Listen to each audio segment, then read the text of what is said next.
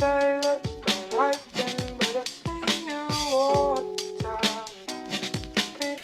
guys, welcome back to my channel. If you're new, welcome. My name is Jerry and today we're going to be going over how to get this Bantu knot mohawk that I have going on to right now.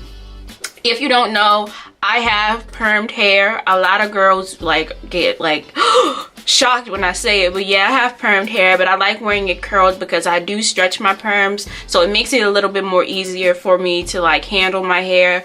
So yeah, you guys, I hope you enjoyed. Tell me what you think about this this tutorial. This is my first hair tutorial, so without further ado, let's get started. Okay, you guys, so I usually start this process off at night. I start with freshly washed, blow-dried hair. I don't blow-dry my hair and flat iron it on the same day because I'm a very lazy person. So you can see me taking it out of that little protective hairstyle I put in the day before. And I'm just going to run my hands through my hair a little bit, just loosening it up a little. So after that, I'm going to section off my hair into 4 parts, and I do this because I want to know what I'm doing with my hair. I just need a little bit control in my life. I need to know where I'm going to be flat ironing, while I'm flat ironing there, and I usually start from the back, you feel me? So I put my hair into 4 big, ugly Bantu knots. After I secure the Bantu knots, I'm going to take my Cantoon Shea Butter Super Shine Hair Silk, and this is just going to give my hair a little bit more shine to it, and I apply it section by section. I run my hands through my hair, and I always use a wide tooth comb. I use a wide tooth comb, comb it through, and I start by sectioning off the back, and then that's when I start flat ironing my hair. And as you can see, I use the little, I don't know what you would call it, the alligator clip. I use the alligator clip and put it at the top of my head just to have my hair set in place. Now you see me doing the chase method, and I just tried to be fancy for camera, y'all. I don't do the chase method because I don't need to, but if you have a little bit more coarse hair than me, I suggest you do. Now I'm showing you guys how I curl my hair. After I'm done flat ironing it, I don't even put any type of curl in it.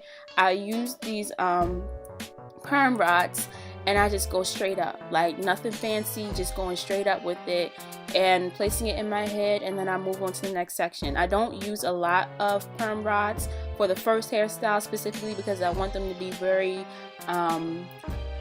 looser curls. I want looser curls in my head, so I use a little bit less perm rods just to make sure I get that hairstyle that I want.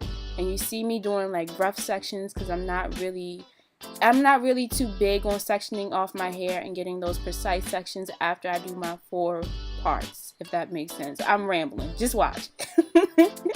So I know some people in their tutorials, they like to say they make their perm rods tight. Have you ever watched a southern person do a YouTube video and they're trying to tell you to secure something tight, and they say the word tight? What? But I don't really focus on it being too tight. As you can see, I spray a little bit of water after I'm done just because, and then I wrap my hair back up in my little hair wrap, and then I go to sleep. So now I'm going on to the next day, and I'm taking the perm rods out. The reason why I start with this soft curl look is specifically because after I do the Bantu knot mohawk, there's no going back, if that makes sense. After that, it's just my hair starts to tangle unnecessarily, and I don't really want that. And if you have permed hair, you know the worst thing you want is your hair to tangle unnecessarily. So now you see me just buffing, or when I say buffing, I'm so used to makeup tutorials. Now you just see me combing everything out, fluffing out my hair a little bit, parting it, and then I'm going to put some edge control down. I'm trying to wean myself off of edge control. That's why my edges aren't as they're not that laid, but I'm laying them a little bit. I feel as though edge control is really messing with my edges, and I don't know, y'all, I'm not getting to the point where my edges are coming out or anything. It's just I wash my hair every 2 weeks, right? So putting edge control on my head every day isn't the move. If it just looks nasty in the front. It's a little bit too much. So as you can tell, I side parted my hair, laid it down with 2 bobby pins, and now I'm fluffing it out a little bit. And I would wear my hair like this for 2 days, and the second night I would put the flexi rods in, maybe 4 or 5 flexi rods to just do it real quick. So since this is a tutorial, right after this hairstyle was done, the second day I did my mohawk. Just like on the first day, I'm going to be putting heat to my hair again. This time, however, I'm going to be using the flat iron to curl it instead of just straightening it. I could use a wand curler, however the wand curler just doesn't get me a tight curl, and plus the wand curler doesn't have a set temperature I can put it at, and the wand curler gets pretty damn hot. It gets extremely hot, and with this flat ironing I have it at like 350. So with the flat iron I can better control the curl and the temperature, whereas with the wand curler I can't really control much. You know, I usually use the wand curler for my wigs because it gets really hot and that's what I want for my wigs. So you can definitely see some heat coming up from the hair. However, that is the heat protectant doing its job. On top of curling my hair, I'm also putting in more perm rods and using smaller sections just so that I can have like a bigger and poofier hair. If you want your hair to look really like poofy, use more perm rods. The more perm rods you use, the smaller the curls are and the more defined and bigger they'll get. As if you notice, like the first night my hair was like, you know, it was wavy because I used less perm rods and I wasn't curling it. So yeah, I'm gonna stop rambling. You guys can see me curl my hair one more time with the perm rods. Yep.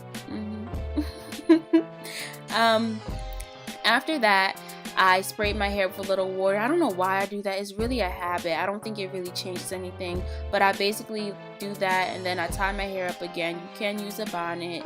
I don't know. This is what I had in hand. I do have a bonnet, but I don't know where I put it. Moving on to the next day. I'm taking my hair out of the wrap and then I'm taking my hair out of the perm rods as well. And I know some girls like to put oil on their fingers before they take it out. For me, my hair is really soft, so it barely tangles on the perm rods. And that's kind of a natural hair trait, but I also have seen girls with perm hair do this as well. Doesn't really help nor like hurt my hair, but I'd rather not put too much product in my hair like right after a wash. Like I like to put product in my hair maybe like a week post wash. So yeah. So you see me like taking all the perm rods out. I'm kind of chasing it out so it doesn't get tangled on the perm rods because it can get tangled sometimes. Now I'm taking that same wide tooth comb and poofing my hair out with the back of the comb and my fingers a little bit. I kind of stopped a little bit.